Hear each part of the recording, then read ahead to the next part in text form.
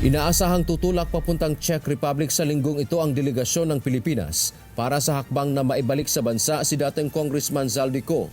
Pangungunahan ito ng Department of Justice o DOJ. Tiniyak ni Justice Secretary Frederick Vida na mapauuwi sa Pilipinas ang dating mambabatas.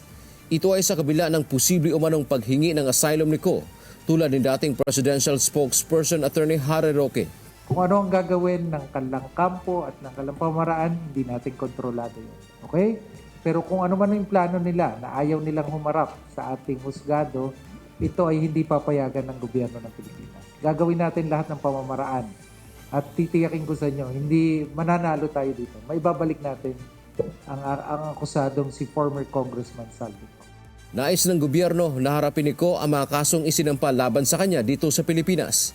Kaugnay nito sinabi ni Vida na mababa ang posibilidad na maging state witness si Ko. Batay anya sa mga investigasyon, lumutang ang partisipasyon nito sa katiwalian, partikular sa flood control anomaly. Is it probable? Ang dami na ho nating na-establish sa ating mga investigasyon. Yung kanyang aktibo at malaking partisipasyon sa bagay na to. So kung probable, medyo mababa na yung probability niyan. Yung posibilidad, medyo lumalabo din yun. Sa ngayon, may 3 aktibong warrant of arrest laban kay Ko na inilabas ang Sandigan Bayan. Dante Amento, humahataw sa balita ngayon.